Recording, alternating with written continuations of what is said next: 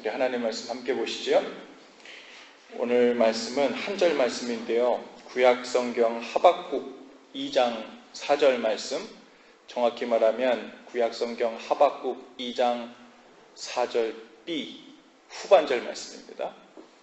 후반절 아주 짧은 말씀인데 우리 듣기 아주 많이 들었던 익숙한 말씀이에요. 다 같이 좀 한 목소리로 큰 소리로 한번 읽을까요? 시작.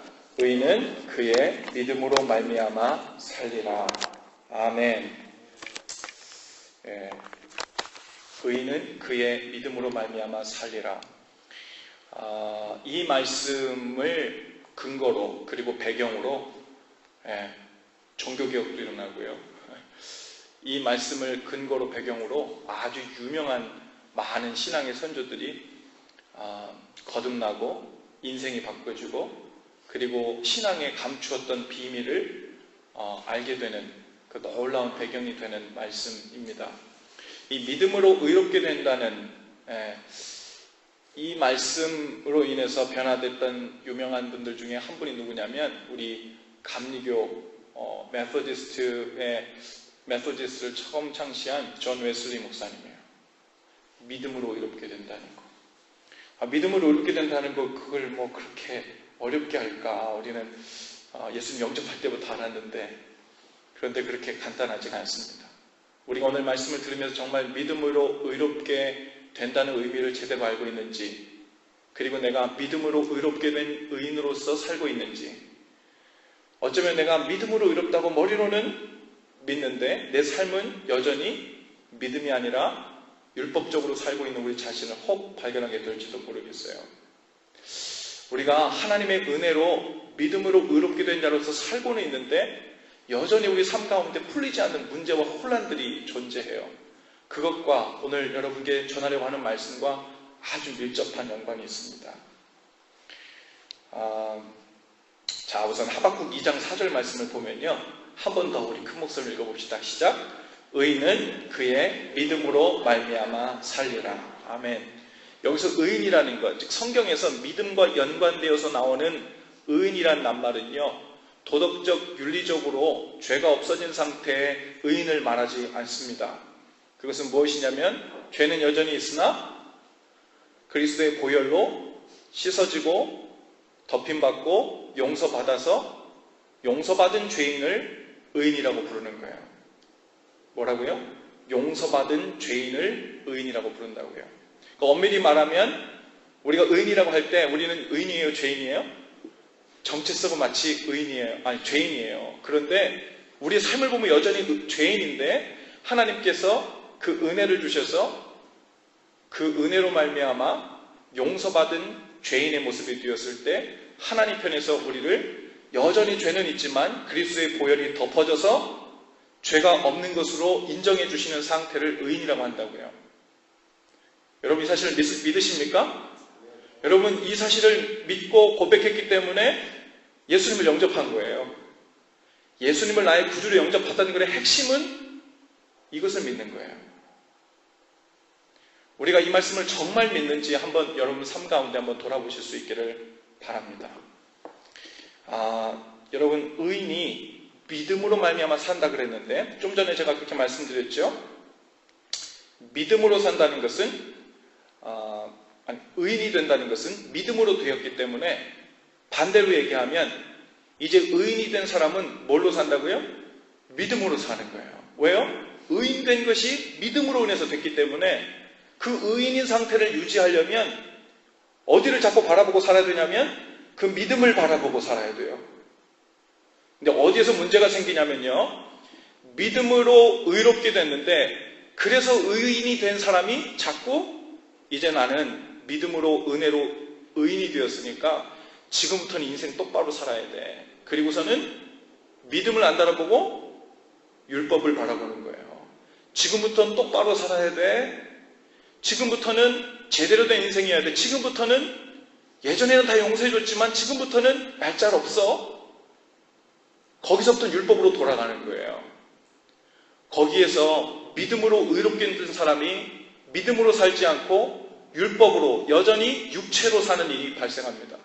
그런데 이 차이가요 아주 미묘해요. 그래서 우리 삶 가운데 정신 차리고 있지 않으면 율법으로 사는 일, 육체에 빠져 사는 일, 믿음으로 의롭게 되었는데 그렇게 정의된 의인으로 살지 않는 일이 우리 삶 가운데 아주 비일비재하게 일어날 수 있어요. 자, 하나님을 향한 이 믿음, 여러분 이 믿음은요 2가지 방향으로서의 믿음이에요. 예를 들어 우리가 쉽게 이렇게 오해합니다. 믿음으로 산다는 말은 우리가 굳건히 믿으면 반드시 그 결과로 성공이 온다고 생각해요. 그리고 거꾸로 얘기하면 내가 무슨 일에 관해서 성공하지 못하고 승리하지 못하고 넘어지거나 죄를 지으면 거꾸로 어떻게 생각하냐면 내가 믿지 않았다고 생각하는 거예요. 한 단계 더 들어가면 난 제대로 믿지 않았기 때문에 의인이 아니라고 생각하는 거예요. 이게 이제 율법이 거슬러서 우리로 치고 올라오는 겁니다. 자, 그러면 제가 이 2가지 방향이라고 얘기한 것의 의미를 잘 아셔야 돼요. 첫 번째는 이 믿음의 방향성은요, 우리가 성공할 때도, 우리가 하나님 앞에 잘 될 때도, 이전보다 더 도덕적으로, 더 윤리적으로, 더 죄가 없어질 때에도 감사와 승리 쪽으로 반응하지만 반대쪽으로도 마찬가지예요. 우리가 실패할 때도, 죄 가운데 들어갈 때도, 약해서 무너질 때도 여전히 뭘로 산다고요? 믿음으로 사는 거예요. 그때 사용되는 믿음은 뭐예요? 내가 죄에 있어도, 약해 무너졌어도, 실패했어도 여전히 내가 예수 그리스도를 믿는 믿음으로 의롭게 된 존재라는 것을 의심치 않는 거예요. 자, 그러면요 진짜 믿음으로 산다는 것은 언제 증명되냐면 잘 나갈 때, 이전보다 더 도덕적이 되었을 때, 이전보다 더 완성도 높은 인생을 살고 있을 때는 별로 문제 없어 보여요. 내가 믿음 위에 잘 서 있는 것 같아요. 그런데 실패하고 좌절하고 죄짓고 무너졌을 때 그때는요 우리가 믿음을 바라보지 않고 뭘 바라본다고요? 율법을 바라봐요. 그리고선 내 믿음이 온전치 못하다. 그러니까 이런 결과가 나오지. 그러면서 믿음으로 의롭게 되었다는 사실, 내가 죄인이었지만 죄인인 상태에서 의롭다고 칭했던 그 시절을 있습니다. 여러분, 사람이 믿음으로 의롭게 되었다는 말의 뜻은 이것입니다. 자신이 죄인이었음을 깨닫을 때부터 우리 안에 이런 깨달음이 임해요. 내 안에는 유익한 것이 전혀 없고, 내 안에는 유익한 것이 전혀 없고, 저를 한번 따라 합시다. 내 안에는 유익한 것이 전혀 없고, 오직 은혜를 받고 선한 일을 행할 능력을 하늘로부터만 받아야 한다. 이것을 깨달은 사람이, 그리고 그것을 인정한 사람이 믿음으로 의롭게 된 사람이에요. 내 안에 선함이 전혀 없다는 거, 내 안에 선을 행할 능력이 전혀 없다는 거, 그래서 메시아 구세주가 아니면 나는 구제불능이라는 거, 거기서부터 출발하는 게 복음이고요. 그것을 믿고 예수 그리스도를 나의 구주로 영접하는 게 믿음이에요. 그 믿음을 취한 자가 의인이라 불리는 거예요. 여기까지 너무 좋아요. 자, 이제부터 우리에게 혼란이 일어나요. 제가 한번 이야기를 하나 해주고 싶은데, 여러분 집 나간 탕자 이야기 아시죠? 집 나간 탕자가 우여곡절 끝에 돌아왔어요, 집에. 성경에는 집 나간 탕자가 집에 돌아와서 어떤 모습으로 살았다라고 나와 있지 않죠. 그죠? 말하자면, 이것을 조금 비유적으로 이야기하자면, 자기 힘으로, 자기 능력으로 잘 살아볼 수 있다고 스스로 믿었던 철부지 어린아이가 밖에 나가서 된통 고생을 칩쓸하게 하고, 그리고서는 내 힘으로 살 수 없구나, 내 힘으로 안 되는구나, 아버지 은혜로 살아야 되는 거구나, 그리고서는 그 은혜를 깨닫고 아버지께 돌아오죠. 아버지가 다시 받아주잖아요. 이것이 바로 우리가 영적으로 하나님을 떠났다가 하나님의 놀라운 그 사랑과 은혜를 깨닫고 다시 돌아온 것을 의미하잖아요. 자, 하나님의 자녀가 다시 되었어요. 이 이야기 속에서 이 둘째 아들 탕자가 집에 돌아와서 사는 모습을 한번 상상해 보세요. 어떤 모습으로 살았을까요? 여러분, 그 탕자가 혹 이렇게 생각할지도 모르겠어요. 아버지에게 지은 죄를 갚는 마음으로, 혹은 탕진한 재산을 만회해 보려는 그 조급함 때문에 새벽 3시면 맨날 일어나는 거예요. 농사일을. 형님은 맨날 5시, 6시에 나가는데 그거 좀 어떻게 만회해 보려고. 이전에는 아버지가 그 죄 지은 거, 재산 다 탕진한 거, 그거 눈 감아줬으니까 이제는 내가 좀 제대로 살아봐야지. 그런 은혜를 받은 사람이면. 그래서 새벽 3시면 일어나는 거예요. 열심히 일해요. 열심히 하다가 아침 먹고서는요, 바로 나가려고 그랬는데 일하러 깜빡 졸았어요. 6시간이 지났어요. 낮잠 6시간 자버린 거예요. 옛날 버릇이 갑자기 없어지지 않아요. 여러분도 옛날 버릇 없어지지 않잖아요. 그죠? 예수 믿고 돌아왔는데 옛날 버릇이 없어지지 않아요. 6시간 자버렸어요. 그 방탕하고 밖에서 돼지 지엽 열매 이렇게 얻어먹으려고 그러고 낮잠 자던 버릇이 아직도 있는 거예요. 그래서 6시간씩 막 잠을 자버렸어요. 눈을 뜨고 일어났더니 깜짝 놀란 거예요. 그 다음부터 여러분, 사실은 짐승처럼 종처럼 열심히 그 은혜를 갚으려고 애쓰며 살려고 했는데 그게 내 맘대로 잘 안 되는 거예요. 나도 모르게 막 6시간씩 낮잠을 자요. 그리고 일어났을 때 자기 자신을 막 자책을 하면서 나는 사람도 아니야. 내가 그 어떤 은혜를 입었는데 내가 여기 와가지고 내가 이렇게 열심히 일을 안 하고 형보다 2배로 일해도 지금 모자랄 판에 내가 이러고 살면 안 되지. 자책하면서 그 남은 눈물로 조급해하면서 더 많은 일을 하려고 남은 인생을 살다가 오래오래 그렇게 눈물을 많이 흘리며 살았더라. 이러면 앞에 했던 이야기는 아무 소용이 없는 거예요. 은혜 받은 이야기는 발장 도루묵이 되는 거죠.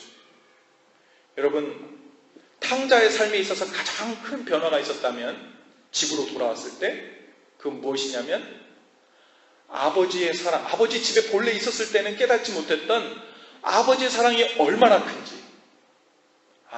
내가 사실은 일을 열심히 하고 소출을 많이 해서 날 사랑했던 게 아니구나. 내가 낮잠을 그렇게 자고 재산을 탕진해도 나한테 건질 게 아무것도 없는 중인데 바로 그때 나를 이유 없이 끝까지 기다리시고 사랑하시는 것이 아버지의 마음이구나. 그 마음을 깨닫고 돌아오느라고 거기까지 갔다 온 거예요. 집에 돌아와서는 그거 하나 확실히 깨달은 거예요. 아버지에 대한 사랑이 어떤 경우에도 변함없을 것이라는 그 신뢰를 확실히 알게 된 거예요. 여러분, 이 탕자가 일을 안 한 건 아닐 거예요. 나름대로 정말 그 은혜, 아버지에 대한 감사 때문에 일을 했겠죠. 때로는 자기 맘대로 될 때도 있고 안 될 때도 있고 막 낮잠도 잘 때가 있고 막 그럴 거예요. 아버지가 시키는 대로 하면서 한 거예요. 하지만 형보다 더 열심히 하고 좋은 성적을 내서 아버지를 기쁘게 하려는 어떤 경쟁의식이나 그런 건 전혀 없었을 것입니다. 왜요? 그럴 필요가 없어요. 나는 벌써 그렇게 말도 안 되는 지경에서 이유 없이 근거 없이 조건 없이 나를 완전하게 받아주신 그 아버지의 사랑을 충분히 체험했고 그 사랑이 변하지 않을 것이라는 확신 가운데 있기 때문에 그래요. 실패의 한 중앙에 빠지더라도 그것과 상관없이 나를 끝까지 사랑하신 아버지의 사랑에 대한 무한 신뢰가 생겼기 때문에 이 둘째 아들이 집을 나갔다가 돌아온 후부터는 똑같이 그 집에서 사는데 천국이 시작된 거예요. 진짜 자유가 시작된 거예요. 그래야 말하자면요, 이 둘째 아들이 이와 같이 살아야 믿음으로 의롭게 되었고 믿음으로 의롭게 된 자가 산다는, 믿음으로 말미암아 산다는 말이 무엇인지 우리에게 본보기를 보여주는 거예요. 믿음으로 산다는 것. 여러분, 우리가 믿음으로 의롭게 된 사람인가 아닌가를 가늠해 보는 질문이 있어요. 한번 생각해 보세요. 나는 예수 믿고 나서 뭔가 이제부터는 더 잘해야 된다는 마음이 생겼는가? 그렇다면 우린 여전히 믿음으로 살지 않는 것이죠. 내 능력을 의지해서 살고자 하는 마음이 생기기 시작한 거예요. 우리 말씀 하나를, 우리 잘 아는 말씀 하나를 더 읽겠습니다. 갈라디아서 2장 20절 말씀인데 우리 한 목소리 좀 다 같이 읽죠. 시작. 내가 그리스도와 함께 십자가에 못 박혔나니 그런즉 이제는 내가 사는 것이 아니요 오직 내 안에 그리스도께서 사시는 것이다. 이제 내가 육체 가운데 사는 것은 나를 사랑하사 나를 위하여 자기 자신을 버리신 하나님의 아들을 믿는 믿음 안에서 사는 것이라. 아멘. 보세요. 내가 믿음으로 주님을 영접했을 때 무엇을 더 잘하고 못하고 하는 기준으로 인정받았던 것이 아니라 본래 그러고 있었던, 우리가 율법 가운데 살았다는 것은 그런 거예요. 내가 뭘 잘하면 인정받고 못하면 인정 못 받고, 내가 뭘 열심히 해서 하나님을 기쁘시게 하고 열심히 안 하면 하나님께 미움받고 벌을 받고, 그게 율법을 따랐던 삶이에요. 그게 원리 원칙 율법의 룰을 따르며 살았던, 그건 당연하죠. 그죠? 그런데 우리가 그리스도와 함께 십자가에 못 박혔다는 얘기는요, 뭐가 못 박혔다는 얘기냐면 그런 룰, 내가 열심히 하면 하나님께 칭찬받고 주님께 인정을 받고 열심히 안 하면 하나님의 사랑과 은혜를 체험하지 못하는, 하나님의 사랑과 은혜와 전혀 상관없는 이런 율법적인 룰에 적용받으며 살던 내 자신이 십자가 못 박혀 죽었다는 거예요. 예전에 죄의 유혹만 있으면 그것에 막 기름 불분 듯하는 것처럼 막 달려가던 그런 우리의 육체의 소욕과 본능이 죽었다는 이야기가 아니라, 십자가에 못 박힌 우리는 그 율법의 룰에 적용받으며 살았던 우리의 옛 모습이 죽었다는 거예요. 자, 그럼 거꾸로. 그런즉 이제는 내가 사는 것이 아니요 오직 내 안에 그리스도께서 사시는 것이다. 그런 율법적인 룰에 의해서 살았던 나는 죽었어요. 이제 누가 살아요? 내 안에 그리스도께서 사신대요. 여러분, 내가 무엇을 더 잘 해보려고, 내가 어떤 것을 성공시켜서 하나님께 영광을 돌리려고 하는 그런 사고방식 자체가 없어졌다는 얘기예요. 이제는 오직 내 안에 그리스도께서 나를 통해 하시려는 일이 무엇일까 묵상하고 생각하는 일만 우리 가운데 남은 거예요. 자, 나머지도 읽어볼까요? 이제 내가 육체 가운데 사는 것은 나를 사랑하사 나를 위하여 자기 자신을 버리신 하나님의 아들을 믿는 믿음 안에서 사는 것이다. 어쩌면 우리 가운데 약간의 혼동이 있을 수 있는데요, 이걸 분명히 알아야 돼요. 우리가 예수님을 믿고 믿음으로 의롭게 된 자의 증거는 무엇이냐면, 내가 하나님 앞에서 내 능력과 내 의지로, 내 재능으로 무언가를 더 열심히 하고 더 완성도를 높여서 하나님을 기쁘시게 하고 하나님께 영광을 돌리고 하는 일들, 그런 룰 가운데서 우리가 벗어나게 됐다는 거예요. 우리는 이제 하나님 앞에 조건 없이 믿음으로 의롭게 된 사람들이에요. 그 다음부터 우리가 이제 서야 될 스테러스, 그 신분은 무엇이냐면, 내가 성공할 건가 실패할 건가, 어떻게 하면 실패하지 않고 성공시켜서 아버지를 기쁘시게 할 건가 라는 여기에 들어가는 것이 아니라, 성공해도 믿음으로 응답하며 사는 거고요, 실패해도 그것 때문에 내가 죄인이라고 떨어지지 않는 믿음으로 응답하며 사는 거예요. 자, 그 자리에서 우리가 반응한 것은 무엇이냐면, 내 안에 그리스도께서 이제 사시는 거예요. 그 다음부터는 실패와 성공이라는 개념 자체가 우리 삶 가운데서 중요치 않게 돼요. 우리에게 중요한 것은 무엇이냐면, 옛날에 그런 율법적인 룰에 적용받으며 살았던 나는 죽었고, 이제 내 안에는 하나님의 뜻만 중요하게 된 거예요. 내 안에 사시는 그리스도의 영향력만 중요하게 된 거예요.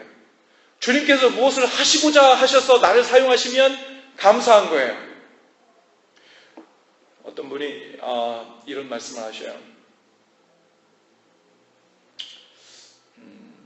한 목사님이 교회 개척을 하는데 10년을 20년을 목회를 해도 사람들이 다 10명, 10명 이렇게 모여가지고 목회를 오랫동안 하고 나니까 와서는 나는 목회에 실패했다고 그렇게 이야기를 하더래요. 그래서 왜 목회에 실패했냐고 그랬더니, 이렇게 평생을 목회했는데도 이렇게 조그만 데서 이렇게 열매도 없이 그렇게 실패했다고.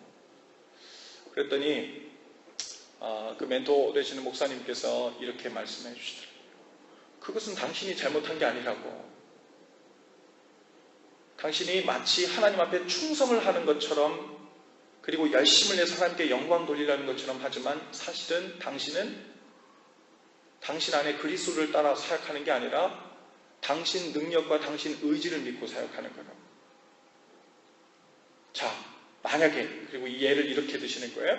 만약에 교회가, 당신이 목회하던 교회가 100명, 200명, 500명 막 이렇게 사람들이 늘어나고 부흥했다고 칩시다. 누가 하신 거예요? 제가 한 게 아니라 주님께서 하신 거죠. 그렇죠? 그러면 그 교회가 사람들이 늘지 않고 10명, 15명이 했던 건 누가 한 거예요? 그것도 주님이 하신 거예요. 왜 당신의 노력으로 부흥시켰다, 줄였다를 할 수 있다고 생각하냐고. 왜 당신 기준에는 무엇이 성공하고 실패하는 사람의 기준이 그 안에 들어가서 주님의 뜻이 무엇인지를 살피지 않고 왜 사람의 기준이 계속 적용되냐 이거죠. 여러분, 믿음으로 의롭게 된 자는 내가 사람의 기준에는 실패처럼 보이고 성공으로 보이더라도 그것과 상관없이 우리의 성공은 한 가지 기준이에요. 내 안에 그리스도께서 계시는가? 내 안에 그리스도의 뜻만 살아있는가? 혹 여러분 사시면서 실패했다고 느낄 때, 절망했다고 느낄 때, 내 힘으로 안 된다고 느낄 때, 당연하죠. 원래부터 내 힘으로 안 됐어요. 그죠? 내 힘으로 원래부터 안 됐거든요. 근데 그거를 자꾸 우리는 날마다 반복하잖아요. 역시 내 힘으로 안 돼. 그래, 내 힘으로 원래 안 돼서 예수님이 오셨잖아. 원래 네 힘으로 안 돼가지고 나는 죽고 그리스도께서 내 안에 들어가신 거잖아. 계속해서 누누이 얘기하는 것은 내 힘으로 안 되고 그리스도의 능력으로, 성령의 능력으로 해야 된다는 거잖아. 문제는 내가 성령님을 의지하면 성공만 해야 된다는 고정관념이 우리 가운데 들어오는 거예요. 하나님께서 우리 가운데 하시려는 일은 무엇인지 몰라요. 그것이 우리 눈에는 단번에 성공하는 일처럼 보일 수도 있고 실패한 일처럼 보일 수도 있고 점진적인 변화로 보일 수도 있고 다양하게 나타나요. 중요한 것은 우리가 실패했다고 잘못했다고 주님 앞에 회개하며 나아가야 될 때가 한순간 있어요. 그것은 무엇이냐면 우리가 어떤 일에 실패했기 때문에가 아니라 무엇을 더 잘하지 못했기 때문에가 아니라 내가 주님만을 바라보지 못했을 때예요. 우리에게 죄가 있다면 주님만을 바라보지 못한 거예요. 내 안에 그리스도께서 사신다 그랬는데 나는 죽고 내 안에 그리스도께서만 말씀하시고 일하시도록 주님을 의지하지 못했던 그 죄, 그게 죄예요. 무엇을 성공시켰냐 못 성공시켰냐 그건 우리 상관할 바가 아니에요. 그것은 하나님께서 필요하신 대로 하는 거예요. 그러니 우리 속에는 성공과 실패 기준은 없어지는 거예요. 여러분, 하나님 앞에 나와서 울며 부르짖으며 하나님 앞에 구하는 것이 무엇입니까? 뭘 성공시키고 싶어요?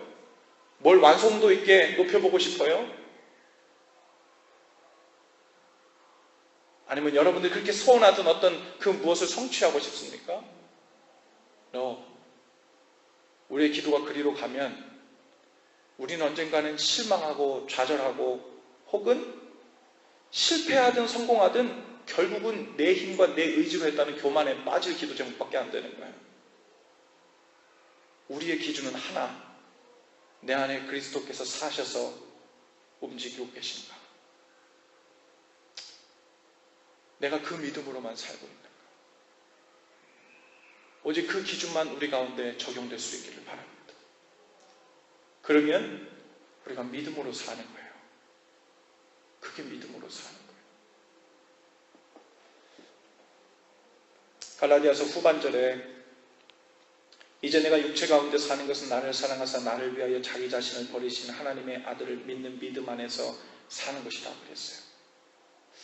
여러분, 이 믿는다고 한다면요, 전적인 하나님의 뜻과 계획과 섭리와 프로세스까지 다 주님께 맡긴다는 의미예요.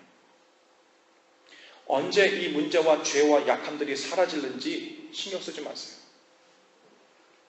언제 온전케 될지 그때와 시도 주님께 맡기고 사는 것이 믿음으로 사는 거예요. 여러분, 믿음으로 의롭게 된 사람도 또다시 죄에 무너지고 실패할 수 있어요.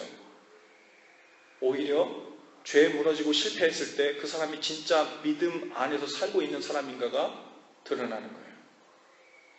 내가 만일 넘어졌기 때문에, 무너졌기 때문에, 죄에 빠졌기 때문에, 실패했기 때문에 내 믿음이 의심스러워진다면 우리는 하나님의 은혜로, 그 은혜를 믿음으로 의롭게 됐다는 걸 믿은 게 아니라 여전히 내가 무언가를 더 잘하고 잘 해냈고 뭘 잘 성취해냈고 완성도를 높였기 때문에 하나님께 받아들여졌다는 생각이 우리 믿음의 저변에 깔려져 있는 것입니다.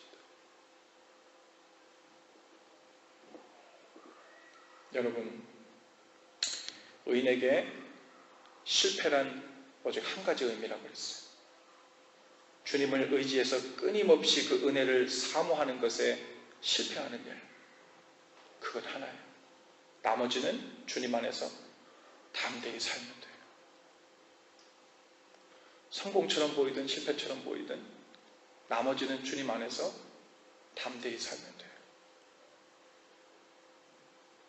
남들이 뭐라든 내 속에서 무슨 감정이 생겨나든 마귀가 우리를 어떻게 정죄하고 우리를 어디로 끌고 가든 상관없이 믿음으로 의롭게 된 사람은 믿음으로 말미암아 삽니다. 그리고 그 실패의 한 중앙에서 그 믿음이 드러납니다.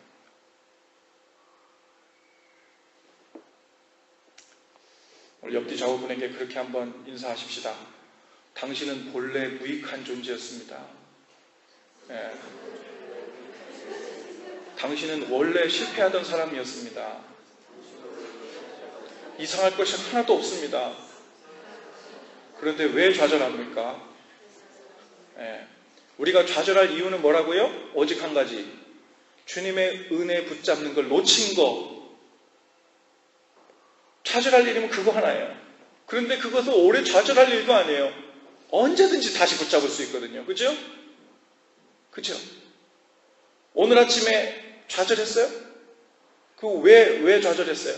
뭘 실패했어요? 그러면 율법적인 사람이에요. 내 기대했던 수치에 못 미쳤어요? 그러면 율법적인 사람이에요. 믿음으로 의롭게 된 사람이라면 그것 때문에가 아니라 하나님께서 나에게 선물로 주신 그 은혜를, 그 믿음을 붙잡지 못한 것, 그것이 우리의 죄예요. 그러면 그것은 언제든지 회복할 수 있어요. 지금 주님의 은혜를 다시 사모합니다. 주님의 손을 다시 붙잡습니다. 다시 붙잡으면 우리는 다시 주님의 의롭게 된 의인으로 사는 거예요. 그래서 여러분, 우리에겐 평안이 있는 것입니다. 그래서 우리는 걱정할 일이 없게 되는 거예요. 그때 천국이 임하는 거예요. 로마서 14장 17절에 아주 유명한 말씀이 있죠. 천국은 먹고 마시는 것이 아니요, 저를 한번 따라해 보십시다. 의와 평강과 희락이라. 여러분, 예수님 왜 믿어요? 천국 가려고 믿으시잖아요. 그죠? 천국 안 가고 싶어요? 찬양팀 하고 싶어 믿어요? 아니잖아요. 여러분, 천국 가려고 믿는 거예요. 그런데 천국이 뭐라고요?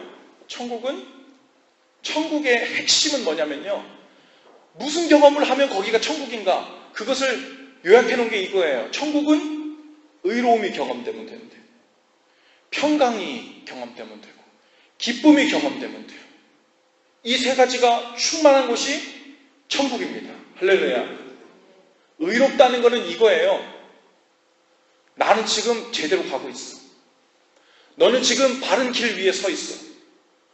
너는 지금 똑바른 길로 가고 있는 거야. It's okay. Everything is okay. 너는 정말 right way에 서 있는 거야. 그 인정받는 상태. 여러분, 그것이 얼마나 기쁨이고 얼마나 큰 즐거움이고 우리 삶의 든든한 기반인지 몰라요. 여러분 자신에게 생각해보세요. 나는 정말 바른 길 위에 서 있어. 담대히 얘기할 수 있어요? No. 내 노력으로는, 내가 찾은 그런 길로는 그런 게 못 찾아요. 그런데 길이요 진리요 생명 되신 예수님께서 내가 길이다, 나를 통해 걸어라 말씀했을 때, 그 길을 걷기로 결단했을 때 우리는 흔들리지 않는 진리의 바른 길 위에 서 있게 된 거예요. 할렐루야. 그래서 그 의로움을 우린 쟁취한 거예요. 평안이요? 어디서 평안이 얻어져요?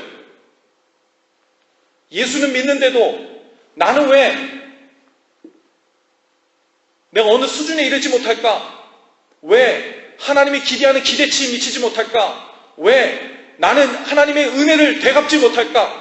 왜 나는 하나님을 더 기쁘시게 할 수 없나? 여전히 그 수치를 기대하면서 주눅 들고 그것을 기대하면서 나 자신이 더 낮아 보여서 무언가를 더 열심히 해서 하나님께 인정받으려 한다면 그 삶은 평생토록 평안이 없습니다.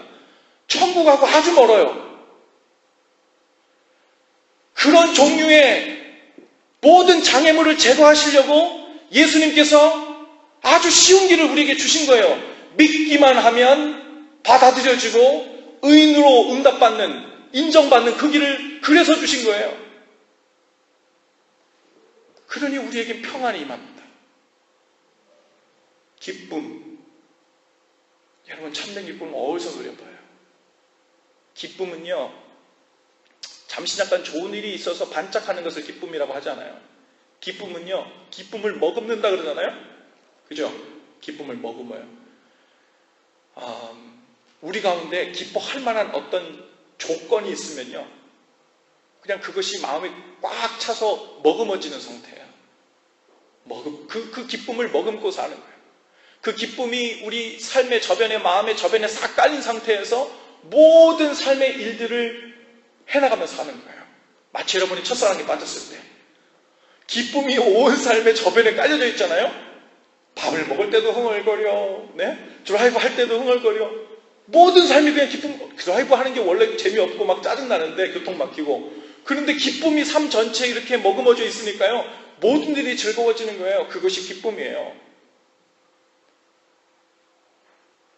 여러분, 천국은 의와 평강과 기쁨이 충만한 상태예요. 이것은 누구에게만 주어지냐면요, 믿음으로 의롭게 된 사람, 그리고 믿음으로 그 삶을 유지하는 사람. 믿음으로 의롭게 된 삶인데 또다시 뭘 잘하고 못하는 것에 의해서 불안해하고 조급해하고 힘들어하고 절망하면 주님께서 헛되이 죽으신 거죠. 은혜로 인해 믿음으로 온 것을 우리는 다시 믿음을 거쳐 율법으로 돌아가는 거예요. 여러분, 천국을 기다립니까? 천국이 임하기를 기다려요. 그러면 믿음으로 삶을 유지하며 사는 것. 특별히 실패하고 절망했을 때에도 이제는 내가 형과 겨루지 않아도 되는구나. 내가 형보다 더 열심히 해가지고 갚을 필요가 없구나. 다시 방탕하며 집 밖으로 나가라는 이야기가 아니라 그 안에서 자유함으로 주님께, 아버지께 해드리고 싶은 만큼 기쁨으로 섬기는 삶이 시작되는 거예요. 여러분, 그 삶 가운데 다 들어가실 수 있기를 바랍니다. 그리고 여러분, 하루하루 사시는 동안 내가 이 주님을, 그리고 믿음으로 의롭게 되어 믿음으로 산다는 이 진리 때문에 내가 천국을 경험하는구나. 오늘 그 은혜를 온전히 붙들고 살 수 있기를 바랍니다. 기도하십시다.